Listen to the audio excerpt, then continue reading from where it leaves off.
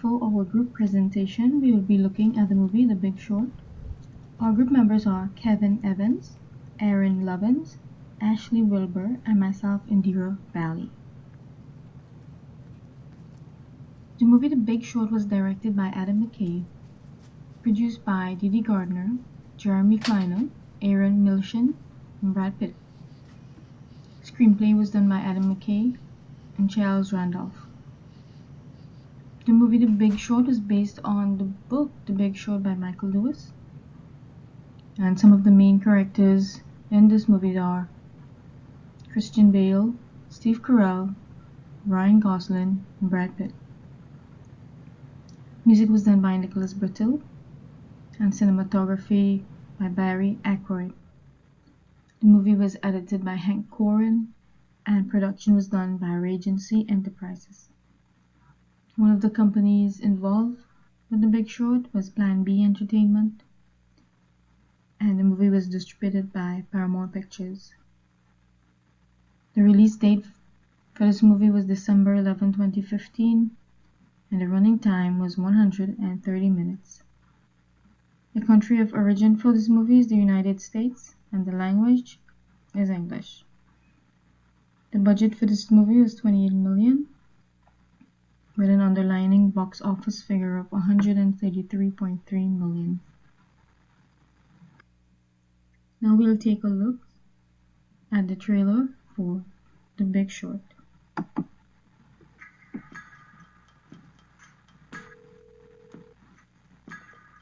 Michael, how are you? I found something really interesting.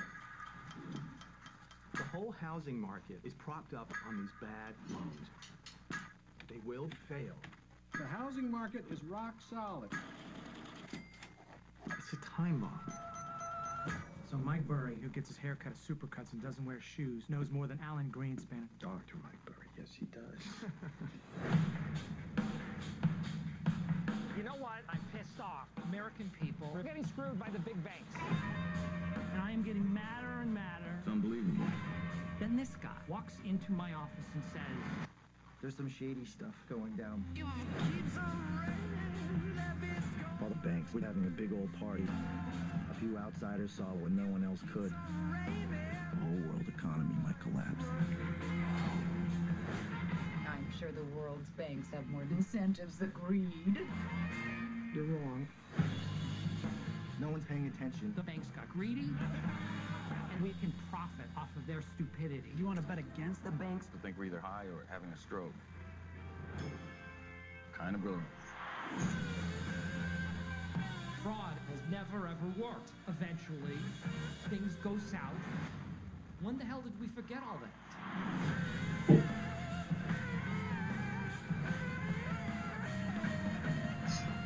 How can the banks let this happen? It's fueled by stupidity. But that's not stupidity, that's fraud. Tell me the difference between stupid and illegal, and I'll have my wife's brother arrested. You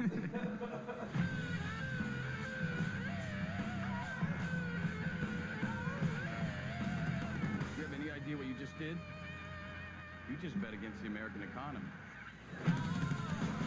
If you're wrong, you can lose it all.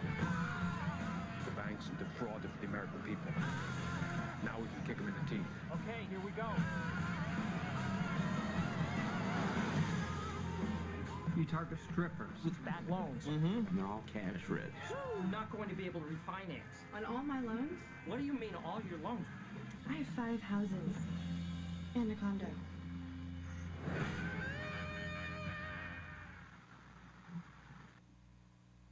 Now we'll take a look at some of the main characters and their roles in the movie The Big Short.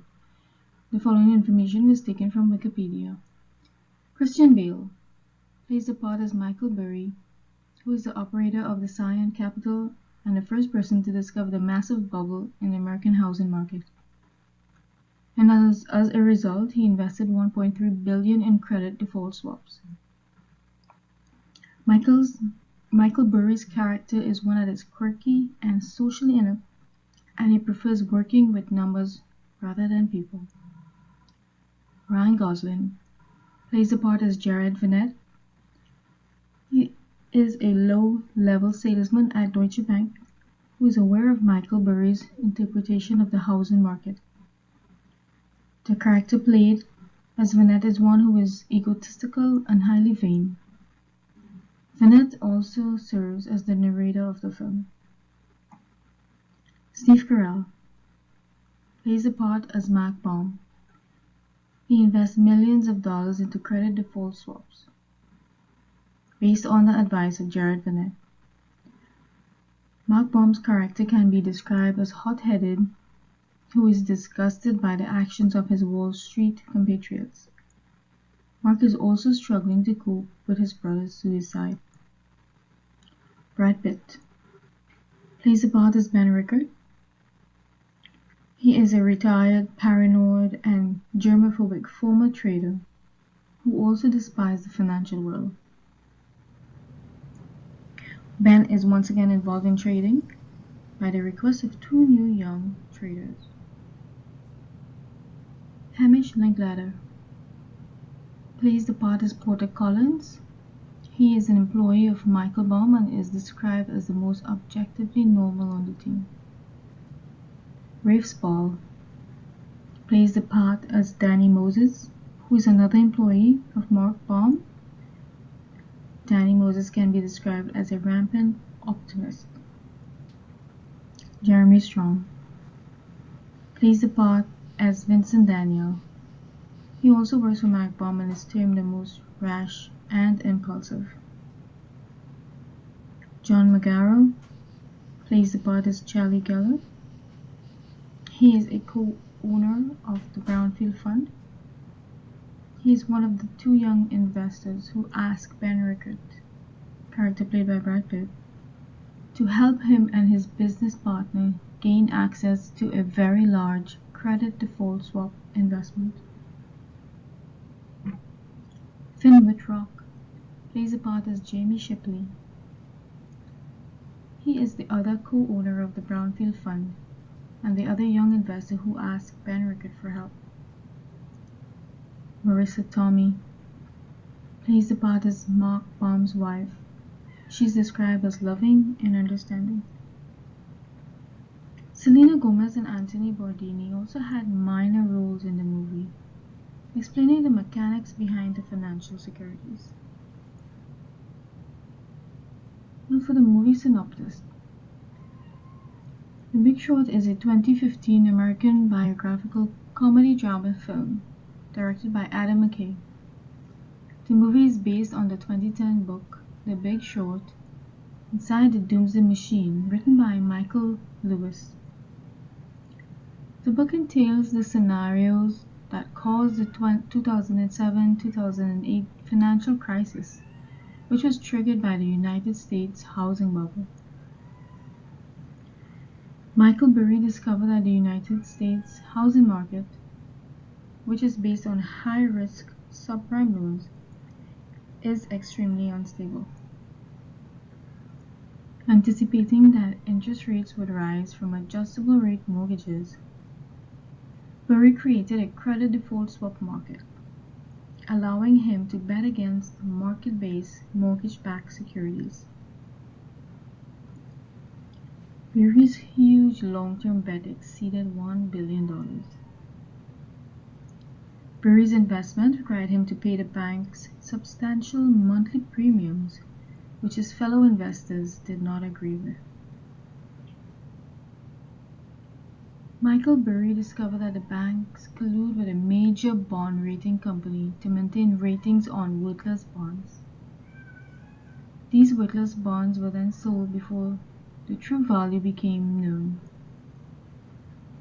The housing market collapsed, and Michael Burry's fund value increased by 489%, resulting in an overall profit of over $269 billion.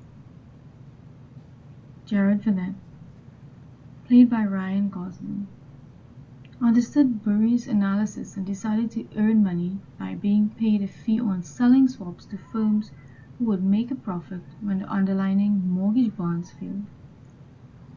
Vinette convinced Mark Baum, played by Steve Carell, to buy credit default swaps. Mark Baum discovered that mortgage brokers are making money by selling risky mortgages to the Wall Street banks. This process created the housing bubble. Baum also discovered conflicts of interest and dishonesty among the credit rating agencies. In his efforts to further explain his motives, Binet invites Mark and his team to the American Scrutinization Forum in Las Vegas. At the forum, Mark interviewed one of the CDO collateralized debt obligations manager Wing Chu, who creates CDOs on behalf of investment banks. Cho described how CDOs make a chain of increasingly large bets on the faulty loans, involving up to 20 times as much money as the loans themselves. Mark Baum realizes that the level of this fraud will completely collapse the global economy. Mark decides to profit at the bank's expense by purchasing as many swaps as possible. Mark's funds eventually realized a profit of $1 billion after being sold. Binet also convinced two young investors, Charlie Geller, played by John Magaro, and Jamie Shipley, played by Phil Wittroff, to invest in default swaps. Both Geller and Shipley's strategy is to buy cheap insurance with a big potential payout. Hello, my name is Erin Levins, and the ethical theory I will be discussing in regards to our movie The Big Short is a duty-based ethic of deontology. Deontology is a normative ethical position that judges the moral obligation of an action based on its adherence to a rule or a set of rules. Deontology, as described in Webster's Dictionary, is the theory or study of moral obligation.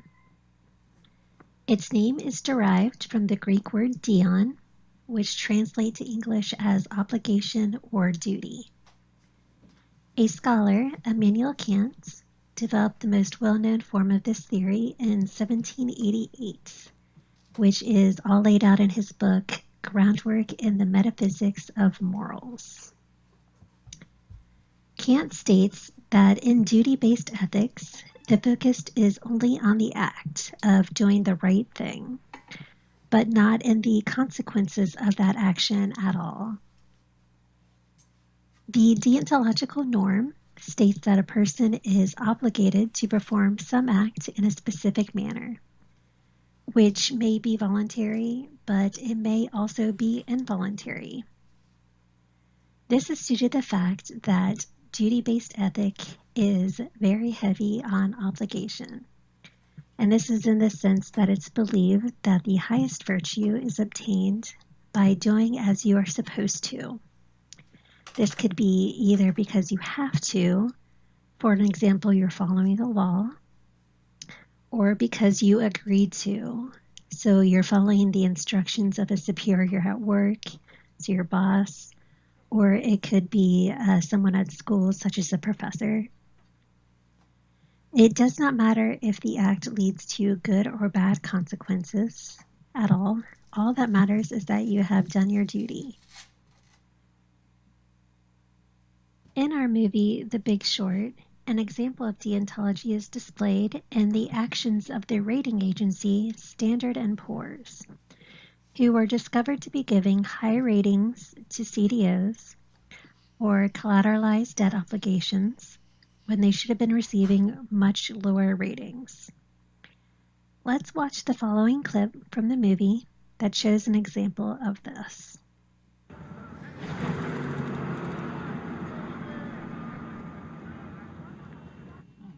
See a damn thing. My eye doctor's always busy. I end up taking any appointment they'll give me, and then the whole morning gets shot to hell. So, alrighty. Front Point Partners. How can Standard & Poor's help you? Well, we don't understand why the ratings agencies haven't downgraded subprime bonds since the underlying loans are clearly deteriorating. Well, the delinquency rates do have people worried, but they're actually within our models. So, Says you. you're convinced the underlying mortgages in these bonds are solid loans? That is our opinion, Have you yes. cracked the tape? Have you looked at the loan level data? What do you think I we mean, do you're giving here these all loans day? to anybody with a credit score and a Excuse pulse. me, sir, what do you think we do here all day? I'm not sure. That's why we're here. Here's what I don't understand. We check, we recheck. If these we check mortgage again. bonds are so stable, if they are so Perhaps you could solid, check your friend. have you ever refused We to stand rate? behind That's that. delusional. We Georgia, stand behind have that. you ever refused to rate any of these bonds upper tranches AAA? Can we see the paperwork on those deals? Oh, I'm under no obligation to share that information with you, Just whoever you answer might the be. question, Georgia. Can you name one time in the past year where you checked the tape and you didn't give the banks the AAA percentage they wanted? If we don't give them the ratings, they'll go to Moody's, right down the block. If we don't work with them, they will go to our competitors. Not our fault, simply the way the world works.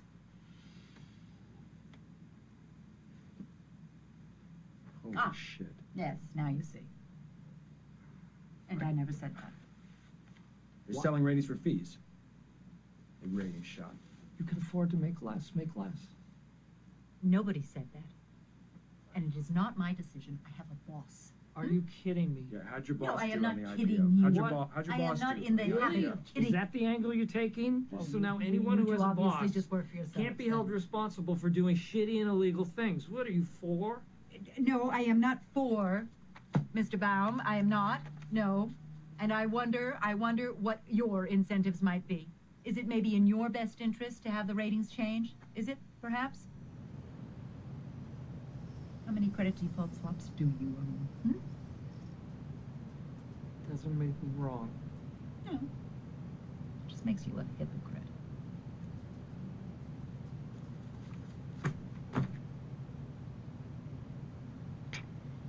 So, as you can see from that scene, the credit agencies, and that being Georgia in this case, and underwriters should have given CDOs much lower ratings than the AAA rating that they were receiving at the time. AAA ratings is meant only to be offered to the highest in quality. Instead, these employees were more driven to do what was considered their duty in their workplace to ensure that their flow of business remained constant by supplying their clients with pleasing rates. If these credit rating agencies had thought for a moment beyond their own profitability and noticed how default rates for subprime borrowers was rapidly increasing, then the crisis may have been reduced and many jobs and homes could have been saved. There is also a conflict of interest displayed in the movie. Rating agencies initially receive payments from the security creators, and so their ability to offer unbiased assessments of risks becomes tainted. The argument is that rating agencies were enticed monetarily to give better ratings in order to continue receiving income from their clients who, as the clip showed, could just go to other rating agencies until they found one that could have been paid off. Therefore, the rating agencies did not perform their professional responsibility to try to prevent or report fraud. Another example of deontology in a business setting is that of the very popular implosion of Enron and their auditing company, Arthur Andersen. These companies are very well known, especially as of 2001, for having created and filing misleading financial statements to the initial betterment of the Enron company. Enron was an American energy company formed in 1985 by Kenneth Lay by the merging of Houston Natural Gas and InterNorth. In 1990, a man named Jeffrey Skilling was hired as Chief Executive Officer of Enron's financial section, eventually becoming the Chief Executive Officer of the company as a whole. Under Skilling's watch, Enron began promoting a very aggressive company-wide investment strategy. And while this plan assisted Enron in becoming the largest wholesaler of gas and electricity, it also involved very improper accounting, which was also illegal. Which, since the auditor, Arthur Andersen, could not afford to lose a client as large as Enron, they willingly went along with. And these actions included the illegal acts of CFO Andy Fastel of Enron, who knew that legally Enron could have no more than a 97% stake in the special purpose entities, or SPEs, and an Enron employee could not have managerial control in the SPE. And in the end, Enron ended up having a 99% stake in SPEs, and Fastel was managing them. So it became that Andy Fastel, as well as Arthur Andersen, were regularly using unethical financial reporting to keep Enron from going bankrupt, and Skilling was inflating balance sheet numbers to continue to appear profitable in the eyes of investors and to raise stock prices. Because of this, it could be said that these employees were behaving in a deontological manner. They both wanted their companies to be profitable and in business, and so were doing anything they felt was right to keep them that way. Consequences were of no matter, even though they were cheating investors and financial regulatory bodies. This all ended, of course, with Enron's very public court cases, imprisonment of their upper management, and their bankruptcy in 2001. This is also when Arthur Andersen lost their licenseship and was dissolved.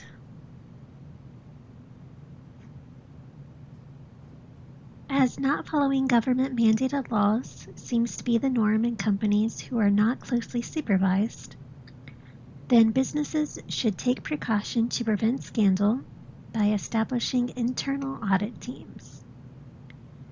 Unlike external auditors, internal auditors would have no underlying motives besides that of the company following all laws.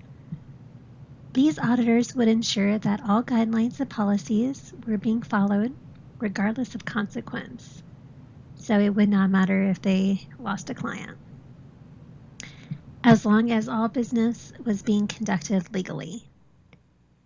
These policies and procedures should also be written and displayed in a format that should be visible to all employees. They should be reviewed and updated on a regular, perhaps yearly basis by a legal and compliance team to ensure that they are valid, and employees should be tested on their contents.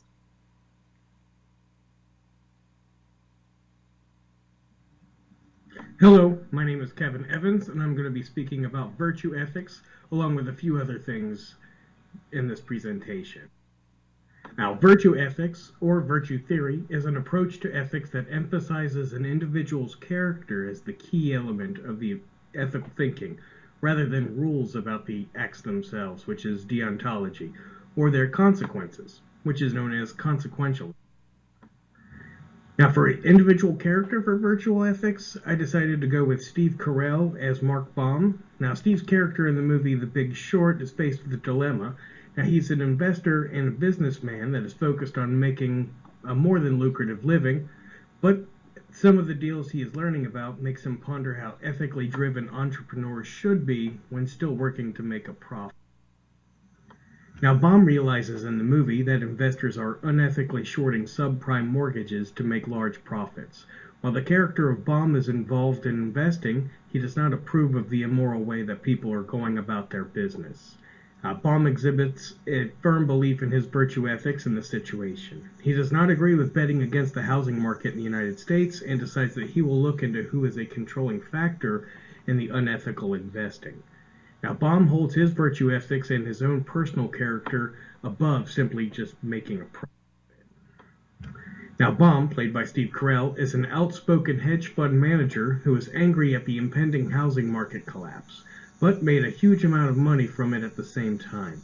Now, some say he was outspoken and others say he was honest. He essentially saw the crash coming and was furious with the lenders who made it happen, but knew there was serious money to be made. Baum is a man angry about the fraud that he sees in the banks around him and starts launching a crusade of sorts to take them down. Yet he is conflicted about his own association with those same banks. Baum's virtue ethic changes as the movie progresses. In the era before the movie, Baum is taking financial advantage of the housing market bubble. Once he realizes all the fraud that is prevalent in the banking system, he develops into a morally and ethically stronger character. As an outside virtue ethics example, I decided to use the movie American History X. Now, American History X has the main character of Derek Vineyard, who comes face to face with his own ethical destiny. American History X was a film made in 1998 by director Tony Kaye. The movie stars Edward Norton and Edward Furlong. Living a life marked by violence and racism, neo-Nazi Derek Vineyard, played by Edward Norton, finally goes to prison for killing 2 black youths who tried to steal his car. Upon his release, Derek vows to change his ways, and he hopes to prevent his younger brother Danny, who's played by Edward Furlong, who idolizes Derek, from following in his footsteps. Now, as he struggles with his own deeply ingrained prejudices and watches their mother grow sicker, Derek wonders if his family can overcome a lifetime of hate. As the movie progresses, Derek comes to the realization that his hateful ways have spread within the family and that he is the reason for their continued bad behavior. Derek looks inside himself and determines that he needs to change ethically. Derek's virtue ethic changes from the beginning of the movie, and with some help, he finds an ethical path in life. Now, the other thing I was going to talk about here was the ethics in contract theory. Contract theory is the study of the way individuals and business construct and develop legal agreements. It analyzes how different parties make decisions to create a contract with particular terms in case uncertain conditions happen, and it also covers how individuals and businesses make contracts with asymmetric information. Now, contract theory draws upon principles of financial and economic behaviors as different parties have different incentives to perform or not perform particular actions.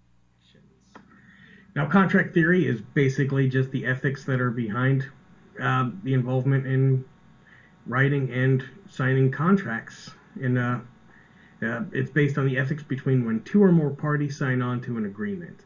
The movie The Big Short has many examples of contract ethics that were legitimate and many that were in breach.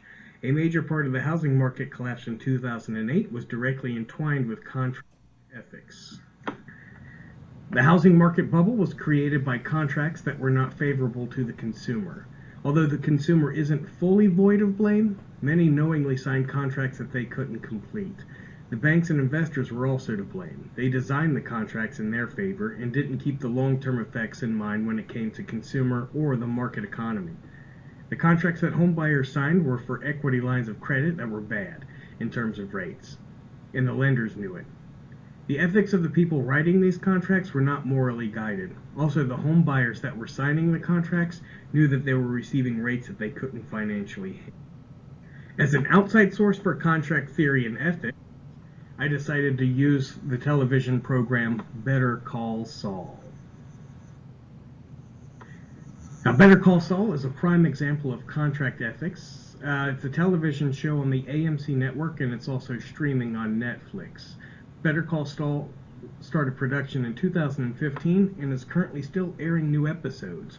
The show is about a contract lawyer in New Mexico. The main character is Saul Goodman, played by Bob Odenkirk. Saul is a contract lawyer that is always looking for a loophole or a legal out for his clients when it comes to contracts and other legal matters. Saul is not the most ethically guided man and oftentimes will stoop to different lows to come through for his clients.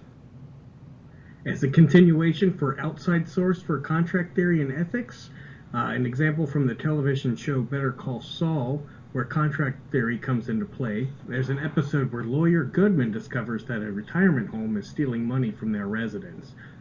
Goodman, who is known as Jimmy McGill at this point, goes through many of the contracts that were signed by both the resident and the retirement home and takes legal action against the retirement home for breach of contract. And this concludes my section on contract theory and ethics.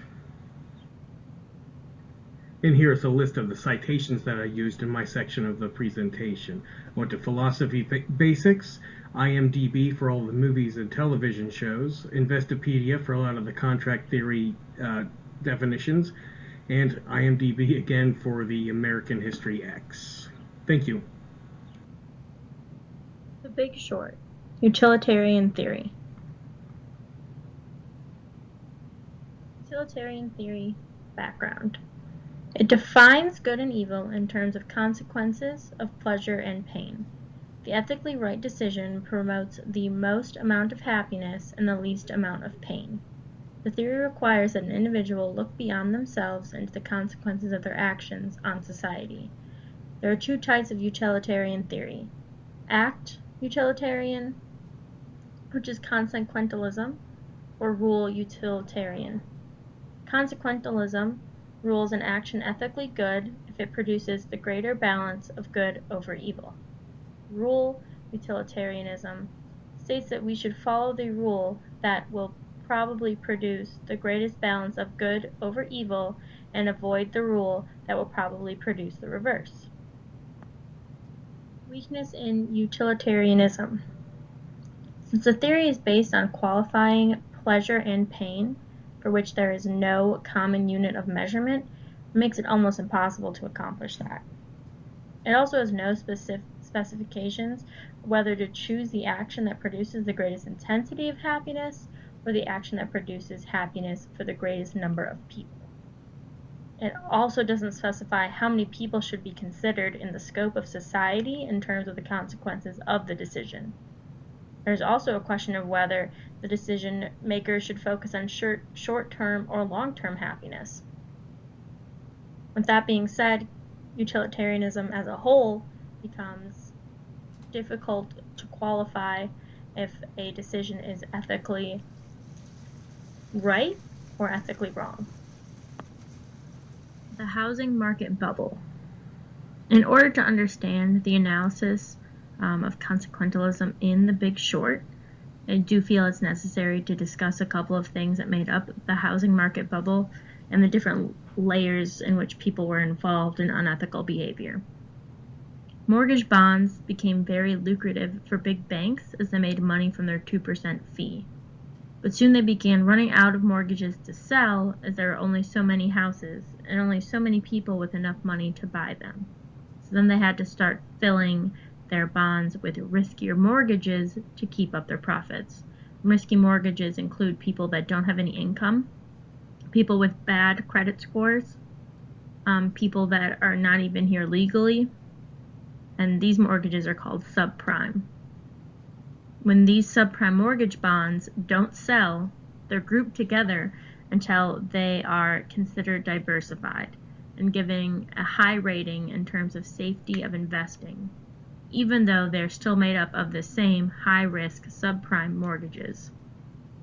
So this high safety rating of investing is a AAA rating, which just indicates to investors that this is a bond or stock program that is not likely to fail, so investing in it would be a good idea. But there's still groups of high-risk subprime mortgages that just with the grouping together suddenly they become a whole new thing that gets a whole new rating. That's called a CDO. And then because to the CDOs and these mortgage bonds, people began to think that the housing market would never go down. So to get in on the action, they made deals on the success of the CDOs, and this would happen tenfold on the success of the previously made deal. And these side deals are called synthetic CDOs. On the next slide, you're going to see a little bit from the movie where it explains that. It's kind of complicated to just put into words, but the movie does a really good job. It also talks about, in real life terms, how the CDOs were set up, the synthetic CDOs were set up, as well as an explanation of what that really actually means. But when these mortgages began to fail, all of the bonds, the CDOs, and the synthetic CDOs were riding on those mortgages. So it's a collapse of multiple layers in which most big banks had a lot of money in, causing an economic and almost global economic downturn. First of all, great show today. You were terrific. Thank you. Your big mouth was a revelation. I appreciate that. You're worried you and your swaps are getting played? Well, this is an opportunity for you to meet who you're betting against. Try not to get too righteous and listen a little. Okay, fine. Who is this guy? And a real solid gold asshole. I'm a CDO manager. A CDO manager? Yeah, at Harding Advisors. I didn't realize that there was anything to manage with CDOs. No. Well, we select the securities that go into the CDO portfolio and monitor the assets. I do most of Merrill Lynch CDOs. Do you represent the investors or Merrill Lynch? The investors. You do? Yeah. But Merrill Lynch isn't going to send you any customers unless you put Merrill Lynch's bonds in your CDO. Good question. Let's just say Merrill and I have we have a good relationship. You have a good relationship with Merrill Lynch. We've been doing business together for a long And so the CDOs that you create are of the highest quality and the highest value. Absolutely. Absolutely. Are you at all concerned about the rising default rates? I assume no risk for this products myself, Mark. Okay. So let me get this straight. The bank calls you up. They give you the bonds they want to sell. They give you clients. They give you money to run your business. Give you fat fees for doing so. But you represent the investors? Is that right? Yeah. But we're not in the Merrill Lynch building. Okay. Where We're are in you? New Jersey. You're 20 minutes away. Oh, 5 Visa helicopter. Okay. It's funny, huh? That's hilarious. Oh boy. Your boss is about to explode. No, he's Hold too on, curious to hold on. explode. Hold on. Say that again. CDO A has parts of CDO B, and CDO B has parts of CDO A, but then they both get put inside CDO C. Yeah, that one's called CDO squared. CDO of a CDO. Right? And then there's CDOs made up of the opposite side of the bet you made with your swaps. We call them synthetic CDOs. What did you Synthetic CDOs. Synthetic CDOs. That is fucking crazy. It's not. It's awesome. His face is starting to boil. He looks like the bad guy from Doom. All right, let's say you have a pool of 50 million in subprime loans. How much money could be out there betting on it in your synthetic CDOs and swaps right now, tonight? Is it 50 million? $1 billion. What? If the mortgage bonds that Michael Burry discovered were the match, How much bigger is the market for insuring mortgage bonds than actual mortgages? About 20 times. if the mortgage bonds were the match, and the CDOs were the kerosene-soaked rags, then the synthetic CDO was the atomic bomb with the drunk president holding his finger over the button. It was at that moment, in that dumb restaurant with that stupid look on his face, that Mark Baum realized the whole world economy might collapse. And I know what you're thinking. What the fuck is a synthetic CDO? Well, here's Dr. Richard Thaler, father of behavioral economics, and Selena Gomez to explain. Okay, so here's how a synthetic CDO works. Let's say I bet 10 million on a blackjack hand. 10 million because this hand is meant to represent a single mortgage bond. Okay, Selena has a pretty good hand here, showing 18, dealer showing 7. That's a really good hand for Selena. Good odds. In fact, her chances of winning this hand are 87%. So, my odds are good. I'm on a winning streak. Everybody in this place wants to get in on the action. How could I lose, right? Now, this is a classic error. In basketball, it's called the hot hand fallacy. A player makes a bunch of shots in a row. People are sure they're going to make the next one. People think whatever's happening now is going to continue to happen into the future. During the real estate boom, markets were going up, and people thought they would never go down. So people who are watching and think that I won't lose will make a side bet. Now this is the first synthetic CDO. I love Selena Gomez. Bet you 50 million she wins, and I'll give you 3-to-1 odds. 3-to-1 odds? Okay, I'll take that bet.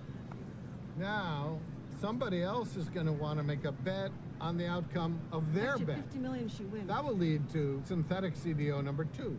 Hey, I bet you 200 million that lady in the glasses wins that bet. She probably will win. So I want a great payoff. How about 21? Deal. And this will go on with more and more synthetic CDOs. And we can transform an original $10 million investment into billions of dollars. You okay? No. I actually feel pretty sick.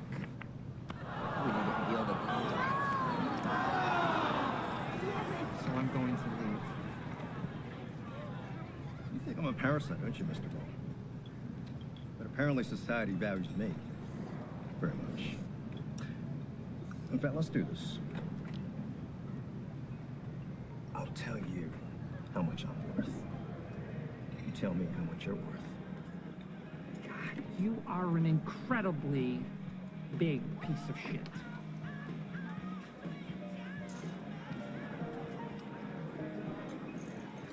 Short everything that guy has touched. I want $500 million more swaps. You sure about that? The collateral calls can bankrupt Yeah, you. yeah. Where are you going? I am going to try to find moral redemption at the roulette table.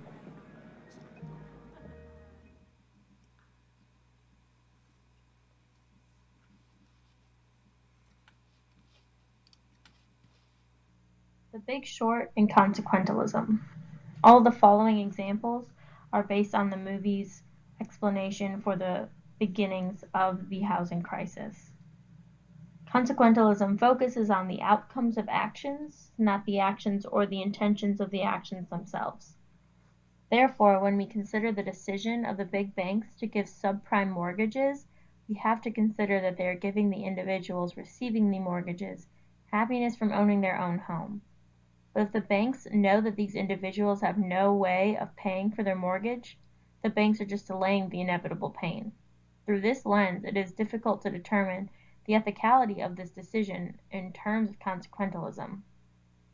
Now, the banks have a choice of either denying the mortgages now or having them default in the future.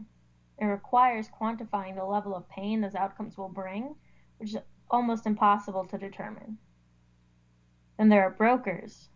These brokers focus on individuals that they can profit off of because the brokers know that they can take advantage of the individual's lack of understanding of the market or of what they're signing. And this is portrayed very accurately in the movie. They give a definite allusion to the fact that this is happening in most markets out there. This is an unethical decision because the brokers are aware that they are going to produce pain and they're going out of their way to do so. If we consider giving out these mortgages on a long-term scale, we can see that they produced much more pain than pleasure as loans started to default and companies began to go bankrupt. This is an unethical decision. However, when considered in the short run, it can be considered ethical as it produced happiness for the individuals now in their own homes. The fact that we can discern conclusions of ethical and unethical behavior based on the same actions or events showcases the weakness consequentialism has in fully determining what is right or wrong in any type of complex situation. The Big Short and consequentialism continued. We then move over to the three firms in the movie that decided to bet against the housing market. Their decision to do so was a reaction to a predetermined consequence. They did choose to make a profit on their decision to go forward with the credit swaps, but they didn't produce any pain, they merely made a profit off of others' pain. This makes this an ethical decision because the decision will probably produce profits and happiness for a few and does not produce pain from this particular action. However, this is only the case if the investors the firm represents makes a profit, therefore producing happiness. If they don't, then this is an unethical decision that causes pain. We also have to discuss the decision of the big banks to avoid verifying their mortgage applications. This is an avoidance of action that could prevent pain. The decision to not participate in this action is a decision to allow pain to be produced, making that an unethical decision. For all of these decisions, the main factor in the ethicality is whether you consider the short-term or long-term effects. Since the same people are affected by the pain and the pleasure of the decision, it is based solely on quantifying the levels of pain and pleasure. And this is up to the individuals receiving the mortgages to determine, making it nearly impossible for us to determine the ethicality of these actions based on consequentialism. Example of consequentialism. A similar case to that of the housing market bubble is the decision to pay illegal immigrants under the table. They are similar in that it is almost impossible to determine if they're ethical or not, at least in terms of consequentialism. In similarity to the banks giving mortgages to people that they can't afford, businesses that pay illegal immigrants under the table give their employees short-term happiness in terms of a wage. This is also considered an ethical decision within this perspective. However, paying these employees under the table instead of trying to get them work visas can lead to deportation and increased levels of pain in the long run, as there is no regulations on illegally paying employees. So there's no reason that these employers must give them a living or even minimum wage. This is an unethical decision as it produces this pain. Discussion board questions.